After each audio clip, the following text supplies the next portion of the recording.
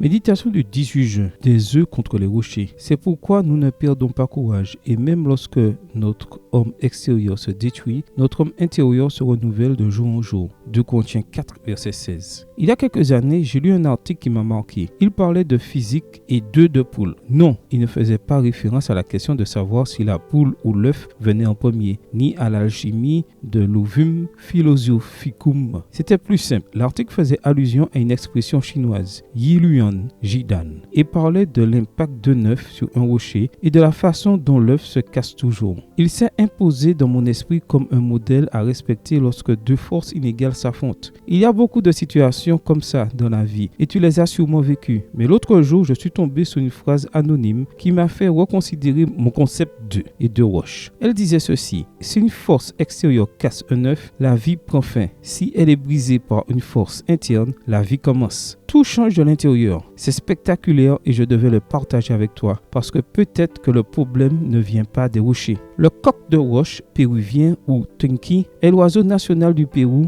et il est incroyablement beau. On l'appelle ainsi car il vit et niche dans les rochers des montagnes. En effet, les femelles se fondent tellement dans le décor qu'elles sont difficiles à repérer. Le problème pour cette espèce, ce ne sont pas les roches, ce ne sont pas les rochers. Ces oiseaux ne les craignent pas. Nous passons notre vie à craindre les rochers et la façon dont ils peuvent nous affecter, alors que nous devrions grandir intérieurement pour sortir de l'œuf, pour vivre. Pour cela, j'aime bien 2 Corinthiens 4, verset 16, parce que les Corinthiens étaient très menacés partout. Mais Paul leur conseille de ne pas baisser les bras, d'avoir la patience de ceux qui savent qu'à l'intérieur on grandit. À l'extérieur, on peut recevoir des attaques, mais on se renouvelle chaque jour et on réessaye car on ne se décourage pas. En effet, la patience modèle notre caractère. Donne-moi une personne qui a de la patience et tu auras une vraie histoire de vie. Le Christ a demandé que nous ne soyons pas retirés du monde, mais que nous soyons séparés du mal. Je comprends que c'est la clé de beaucoup de nos problèmes, car la plus grande de nos luttes ne se livre pas avec l'extérieur, mais avec nous-mêmes. Comme l'a dit B. Lewis, la différence entre une marche et un obstacle est la hauteur à laquelle vous levez le pied. Allons, il ne s'agit pas de rochers, mais d'oiseaux traversant habilement l'immensité du ciel. Amen.